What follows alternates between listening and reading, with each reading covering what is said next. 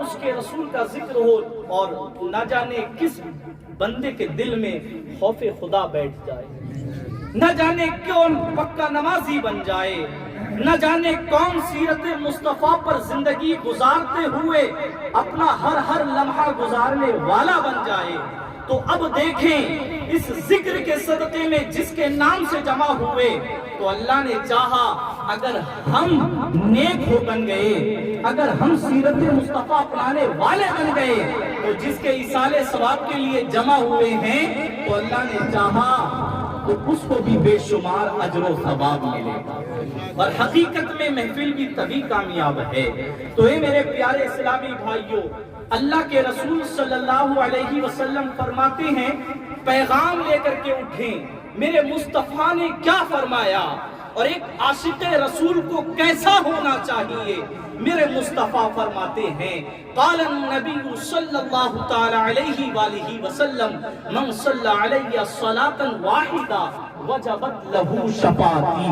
میرے آقا نے فرمایا کہ جس نے مجھ پر ایک مرتبہ درود پاک پڑھا، میرے چاہنے والے نے، میرے غلام نے، میرے امتی نے، جس نے مجھ پر ایک مرتبہ درود پاک پڑھا، تو میرے آقا فرماتے ہیں اس درود پاک پڑھنے والے پر میری شفاعت واجب ہو گئی۔ سبحان اللہ۔ میرے مصطفیٰ فرماتے ہیں کس پر شفاعت واجب؟ درود پڑھنے والے پر میرے مصطفیٰ فرماتے ہیں شفاعت واجب، کیونکہ درود وہی پڑھے گا جو عاشق رسول ہوگا، درود وہی پڑھے گا جو سچا نبی کا ماننے والا ہوگا۔ اور شاعر کیا خوب کہتا ہے، دل میں بسائے رکھنا الفت رسول کی، ہے نا، نبی کا دل میں جو احترام رکھتے ہیں، نبی کا دل میں جو احترام رکھتے ہیں، خلد میں وہ اپنا مقام رکھتے ہیں، اور خیال انہی کا تو شاہ انعام رکھتے ہیں، خیال انہی کا تو شاہ انعام رکھتے ہیں جو اپنے لبوں پر درود و سلام رکھتے ہیں۔ اسی لیے میرے پیارے اسلامی بھائیوں، اپنی زندگی کا معمول بنا لیں کہ ہماری شام تب تک نہیں ہوگی جب تک ہم مصطفیٰ جانے رحمت پر درود پاک نہ پڑھیں۔ تو پیغام لیں، ایک یہ کہ ہم نے سچا عاشق رسول بننا ہے، اور کثرت کے ساتھ اپنے نبی پر کیا پڑھنا ہے؟ کیا پڑھنا ہے؟ جب درود پاک پڑھیں گے دل میں تصور ہوگا کہ کسی ایرے گہرے پر نہیں بلکہ مصطفیٰ جانے رحمت پر درود پڑھ رہے ہیں۔ جب مصطفیٰ جانے رحمت کا تصور دل میں آئے گا تو اللہ نے چاہا بندہ گناہوں سے بچتا نظر آئے۔ اور حقیقت میں مسلمان کو ایسا ہی ہونا چاہیے کہ وہ کیا ہے، اپنی زندگی کو جو گزارے وہ عشق مصطفیٰ میں گزارے، نیکیوں میں گزارے، اور گناہوں سے بچتے ہوئے زندگی گزارے۔ میرے پیارے اسلامی بھائیوں، جو میں نے قرآن کی آیت پڑھی، اللہ فرماتا ہے یا ایھا الذین آمنوا اتقوا اللہ، اے ایمان والو اللہ سے ڈرو، اے ایمان والو اللہ سے ڈرو، وَلْتَنْظُرْ نَفْسٌ مَا قَدَّمَتْ لِغَدٍ، اور ہر جان دیکھے کہ اس نے کل کے لیے کیا بھیجا۔ دو پیغام، ایک یہ کہ اللہ کا خوف کس میں؟ مومن میں، کافر میں خوف خدا نہیں۔ اللہ نے جو حکم دیا وہ ایمان والوں کو دیا۔ ایک یہ کہ اللہ سے ڈرے، دوسرا پیغام یہ کہ بندہ غور و فکر کرتے رہے کہ اس نے کل بروز قیامت کے لیے کیا بھیجا۔ آئیے اللہ والوں کی سیرت کا جائزہ لیں۔ آج جو جمع ہوئے ہیں، ہم 40ویں کے سلسلے میں ہوئے ہیں۔ ایک ہمارا عزیز آج جو جمع ہوئے، کسی کا والد تو کسی کا پھوپا تو کسی کے تاؤ، یعنی آج ایک عزیز ہمارا دنیا سے گیا۔ اور اللہ والوں کی سیرت کا جائزہ لیں کہ ان کے دلوں میں کس قدر خوف خدا ہوا کرتا تھا۔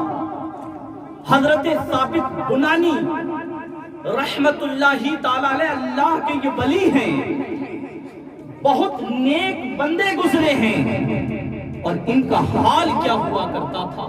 یہ قبرستان جایا کرتے تھے. اللہ اللہ. اور قبرستان جا کر کے قبروں کو دیکھ دیکھ کر کے رب کے خوف سے زار و قطار رویا کرتے تھے. اور اس قدر زار و قطار رویا کرتے تھے کہ روایت میں یوں بھی ملتا ہے کہ آپ کی آنکھوں سے آنسو نکل کر کے آپ کے رخسار پر آتے اور آپ کی داڑھی مبارک تر ہو جایا کرتی تھی. اللہ کا خوف دیکھیں. یہ ہے اللہ والے کہ جو نیک ہیں, جو نمازوں کی پابند ہیں. یہ وہ ہیں کہ جو دوسروں کی تقدیروں کو بدل دیں. یہ مقام ان کا ہے. لیکن حال دیکھیں, قبرستان جا رہے ہیں اور زار و قطار کیوں رو رہے ہیں؟ خوف خدا میں رو رہے ہیں. خوف خدا میں رو رہے ہیں. اور حضرت ثابت بنانی رحمت اللہ تعالی علیہ زار و قطار روتے ہیں اور پھر قبرستان سے واپس پلٹتے ہیں. جیسے ہی حضرت ثابت بنانی نے پلٹنے کا ارادہ کیا, قبرستان سے آواز آتی ہے. آواز تو آ رہی ہے لیکن آواز دینے والا نظر نہیں آتا. اور آواز کیا ہوتی ہے؟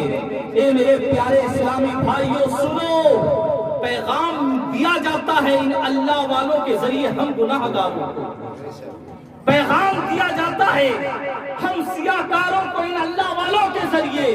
آواز آتی ہے, اے ثابت بنانی سنو, کہیں قبرستان کی خاموشی, یہاں کا سناٹا تمہیں دھوکے میں نہ ڈال دے, کہیں تمہیں غفلت میں نہ ڈال دے کہ یہ قبرستان تو بیابان ہے, یہاں تو سب سناٹا ہے, یہاں تو سب کیا ہے, خاموشی ہے. پیغام دیا جا رہا ہے اللہ والوں کے ذریعے. کہا جا رہا ہے یہاں کی خاموشی کہیں تمہیں دھوکے میں نہ ڈال دے. کیوں؟ کیونکہ ان قبروں کے اندر کچھ لوگ ایسے بھی ہیں جو کہ پریشان حال ہیں. کچھ لوگ ایسے بھی ہیں جو مغموم ہیں. کچھ لوگ ایسے بھی ہیں جو بے چین و بے قرار ہیں. کچھ لوگ ایسے بھی ہیں جو اپنے گناہوں کے سبب عذاب قبر میں مبتلا ہیں.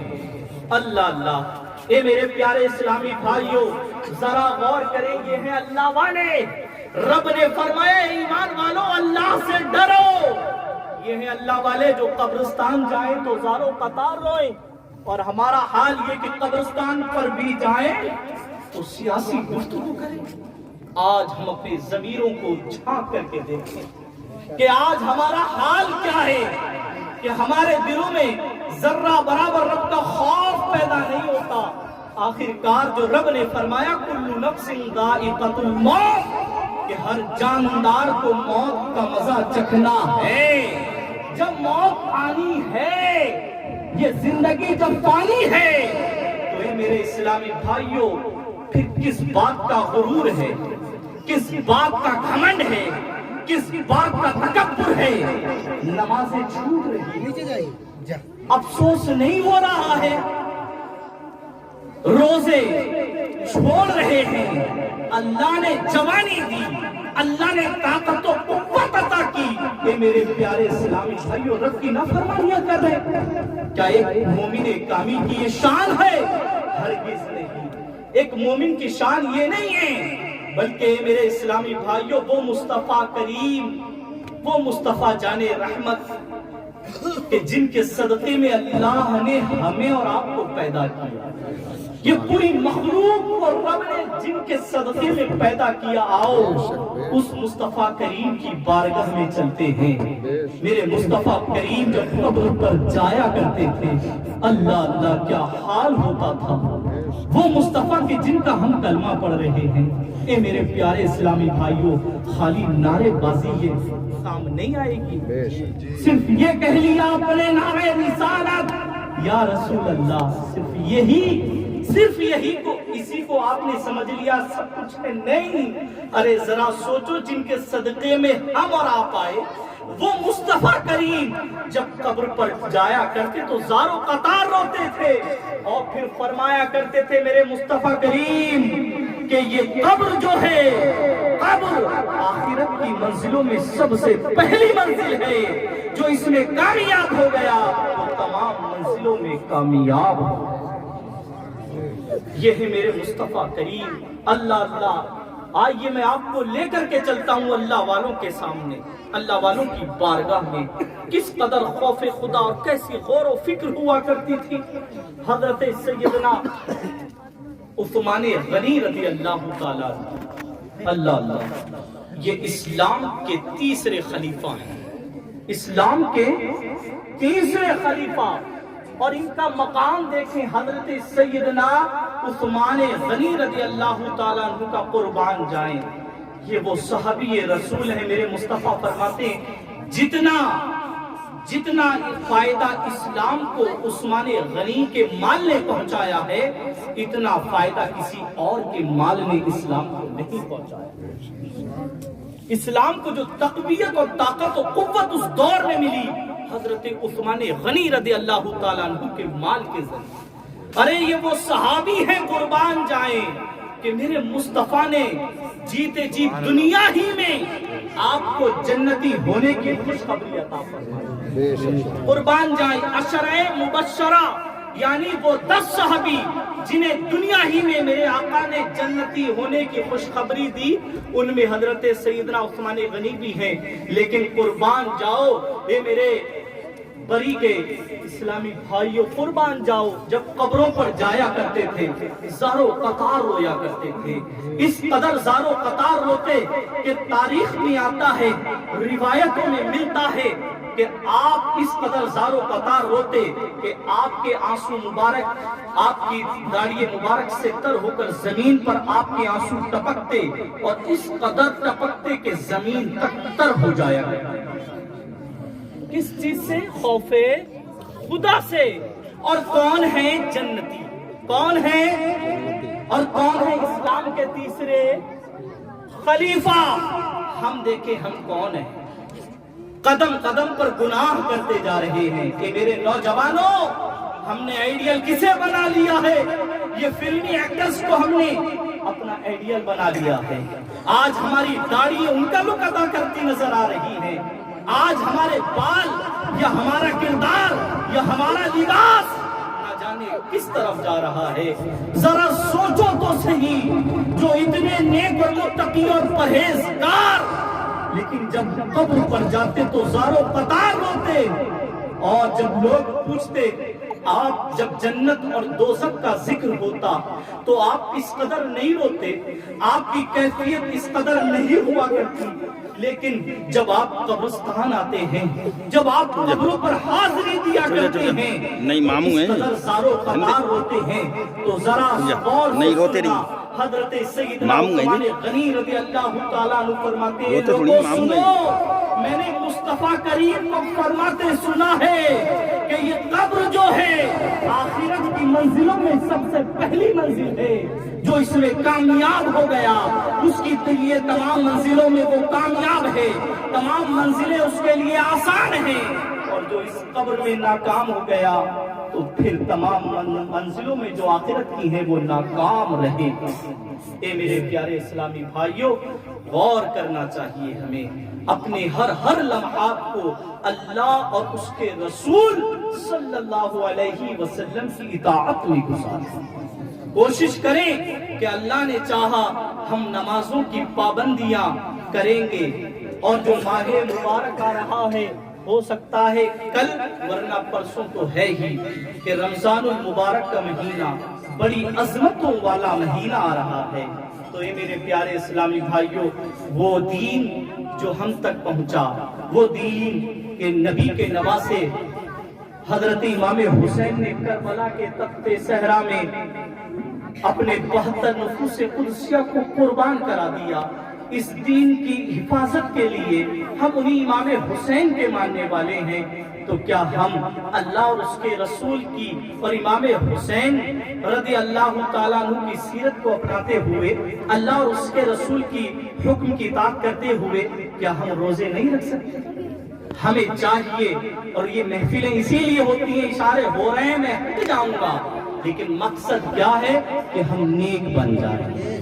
مقصد کیا ہے کہ ان محفلوں کا کہ ہم جو اس پیغام سنے خود بھی عمل کریں اور دوسروں تک بھی اس پیغام کو پہنچائیں. ورنہ اچھا ایک چیز اور بھی ہے، یہ جو باتیں سنتے ہیں، بولے آپ تقریر تو بہت اچھی کری، مزہ آیا، بولے کیا؟ ارے مزہ تو آیا لیکن پتہ نہیں چلا کیا بولا تھا، لیکن بڑے اچھا بول کر گئے تھے۔ آپ چاہتے ہو نا یہ باتیں یاد بھی رہیں، تو یاد ایسی نہیں رہیں گی۔ دنیاوی گانے تو گلیوں میں گنگناتے ہوئے نکل جاتے ہو، ارے کوئی بھی چیز اسی وقت یاد رہتی ہے کہ جب اس کی آپ تکرار کریں، اس کو دہرائیں۔ آج جو ٹاپک تھا وہ کیا تھا؟ آج مسجد میں امام صاحب نے جو بیان کیا ہے وہ کس ٹاپک پر بیان کیا، کس ٹاپک پر ہماری تربیت کی؟ یہ تمام چیزیں جب آپ کریں گے نا آپس میں گفتگو کہ آج ہم نے کیا سیکھا، تو اللہ نے چاہا جو نفس و شیطان جو بہکاتا ہے اس کے بہکاوے سے بچ جائیں گے، اور دل میں جو درد پیدا ہوتا ہے نا کہ ہم نیک بن جائیں، نیک بن جائیں گے۔ لیکن یہ کب ہوگا؟ کہ جب یہ ہم سوچ اور فکر پیدا کریں گے، ورنہ تو شیطان یہ لگا ہوا ہے، جب کسی کا انتقال ہوتا دل میں آتا اب تو نیک بن جاؤں گا، اب نہیں کروں گا گناہ۔ اگر کوئی جوان ختم ہو جائے، جوانوں میں خلبلی مچ جاتی ہے، ارے بھائی وہ چلا گیا، پیارے اسلامی وہ چلا گیا، تمہیں بھی جانا ہے مجھے بھی جانا ہے، تو پھر کیوں ایسا نہ ہو کہ جب جائیں تو کہیں یہ جو گیا ہے یہ عاشق رسول گیا ہے، یہ گیا ہے، یہ کیا ہے، نمازوں کا پابند گیا ہے، یہ گیا ہے، یہ مصطفیٰ جان رحمت پر درود و سلام پڑھنے والا گیا ہے۔ اللہ کی بارگاہ میں دعا ہے جو کچھ بھی میں نے کہا سب سے پہلے مجھے اور آپ تمامی حضرات کو اس پر عمل کی توفیق عطا فرمائے، ہم سب کو فکر آخرت رکھتے ہوئے زندگی گزارنے والا بنائے۔ اللہ پاک میرے پھپھا جان مرحوم مشتاق احمد صاحب کی بے حساب مغفرت فرمائے۔ آئیے ایک مرتبہ کلمہ طیبہ کا ورد کر لیجئے، لا الہ الا اللہ محمد رسول اللہ صلی اللہ علیہ وسلم۔ السلام علیکم۔